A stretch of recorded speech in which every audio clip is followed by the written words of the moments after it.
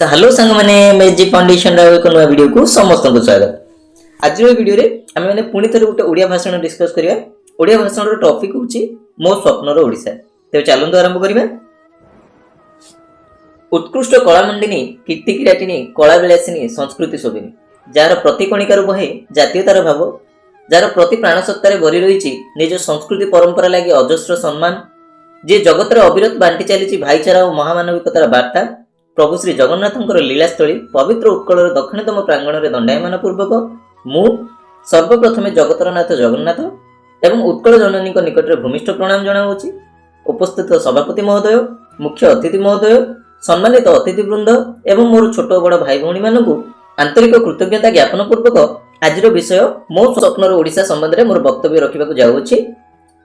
निज प्राकृतिक सौंदर्य, भौगोलिक स्वतंत्रता, सामाजिक व्यवस्था, वैप्लविक चिंतन शक्ति, उन्नत कारुकार्य शैली, असाधारण वीरत्व आदि अସୁମାରୀ वैशिष्ट्यता रूपक अलंकार विभूषित उत्कृष्ट कलार प्रदेश होउची उत्कल। ओडिशा केवल एक राज्य नुहे, यह एक आवेग, यह एक आंदोलन जहाँ प्रतिटी ओडिया शिरा प्रशिरा प्रवाहित। पूर्ण संपन्नता सिक्त ओडिशा सम राज्यटे समग्र विश्व चित्रपट में संपूर्ण विरल। से कहुई वर्षानाम भारत वर्षम देशाना उत्कल श्रुत उत्कलस्य समादेश देश नास्ति महितले, अर्थात देश मध्य भारत और राज्य मध्य उत्कलपुरी राज्य ए धरापृष्ठ निश्चय विरल। जगत को निज आंगुठी निर्देश परिचालित कर जगन्नाथ नाटमंडप, आदित्य सूर्य को सम्मान देवा अर्थ आम कोणार्क, देवदेव महादेव लिंगराज पीठ, माँ समलेई बासस्थली, आम पाइकपुर शौर्य, उत्कल बरपुत्र मान त्याग बलिदान कहानी, तार विस्तृत बेलाभूमि, तार खणी खादान, तार प्राकृतिक सौंदर्य आदि संपूर्ण धराधाम केवल गोटे प्रदेश में ही विद्यमान। निज साहस और वीरत्व पराक्रम प्रदर्शन पूर्वे ओडिशा गंगा ठारू गोदावरी पर्यंत निज परिसर को विस्तृत कर मध्ययुग महान गंगवंश तथा सूर्यवंशी नरपति कृतित्व उज्जवल थिला यार अतीत। सारा भारत में मुसलमान शासन प्रभाव थिला बेले ओडिशा रे हिंदू राजा माने उत्कलीय सभ्यता और संस्कृतिर उत्कर्ष साधन करुथिले, किंतु 1568 मसीह ओडिशार स्वतंत्रता हरैला। प्रथमे अफगान पर मोगल मराठा शासक माने ओडिशा को शासन कले। 1803 मसीह ओडिशा को इंग्रेज माने अधिकृत कले, जेउठारु आरंभ होला ओडिशा इतिहास कला समय। ओडिशार देह को खंड खंड करी ओडिया भाषार गुरुत्व को तले तलांत करी एक गौरवमय इतिहास धारण करथिया प्रदेशर अस्तित्व को जगत दृष्टिपटु लिभेई देबा पई षडयंत्र चलिला। नौंक दुर्भिक्ष ओडिशा आर्थिक मेरुदंड भांगीदेला। चारिआडे खाली शोषण, पीड़न, अवहेला, अन्यायर आश्रय ओडिया जाति को फंपा करिवा लागिला।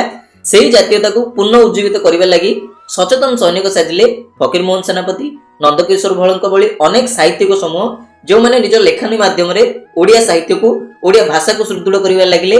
तसंगरे मधुसूदन दास, कृष्णचंद्र गजपति, राजेंद्र नारायण भंजदेव, गौरीशंकर राय आदि अनेक बड़पुत्र मानकर सफल एवं बलिष्ठ नेतृत्व रे ओडिशा 1936 एप्रिल 1 तारिख दिन ओडिशा स्वतंत्र प्रदेश गठन हैला एवं सेही दिन ठारू आरंभ हैला ओडिशा रे एक नुआ अध्याय।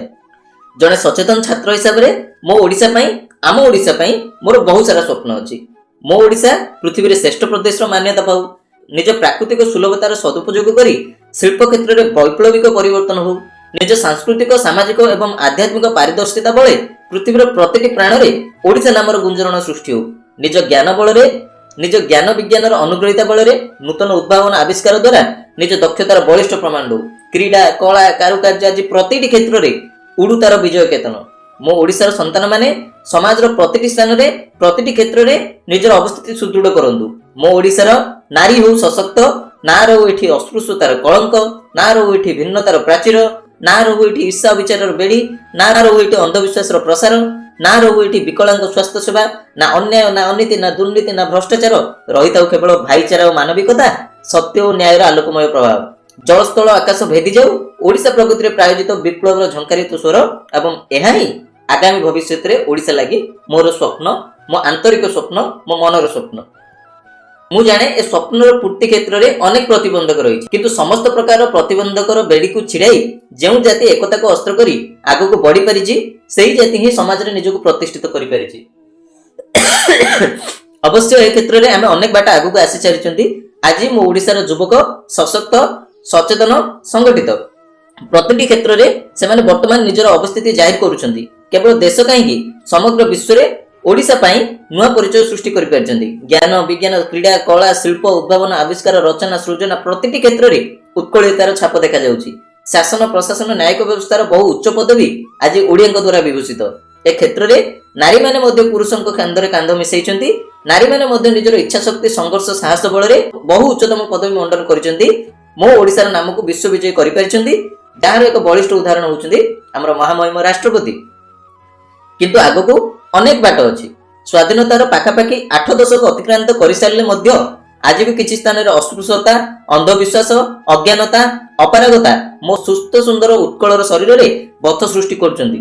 ଆଜି ବି ଚିକିତ୍ସା ଅଭାବରେ ମୃତ୍ୟୁ, ଅର୍ଥ ଅଭାବରୁ ଶିକ୍ଷାରୁ ବଞ୍ଚିତ ହେବା, ଯୋଗାଯୋଗ ଅଭାବରେ ଉପାନ୍ତ ଅଞ୍ଚଳମାନଙ୍କର ବିକଳତମ ଅବସ୍ଥା, ରୋଜଗାର ଅଭାବରେ ଶିକ୍ଷିତ ଯୁବଗୋଷ୍ଠୀ ମାନଙ୍କର ବେକାର ସାଜିବା, ଜଳ ସମସ୍ୟା, ଖାଦ୍ୟ ସମସ୍ୟା, ଚାଷୀ ଆତ୍ମହତ୍ୟା ମୋ ସୁନ୍ଦର ଉତ୍କଳର ସ୍ୱଚ୍ଛ ଛବିକୁ କଳୁଷିତ କରୁଛି।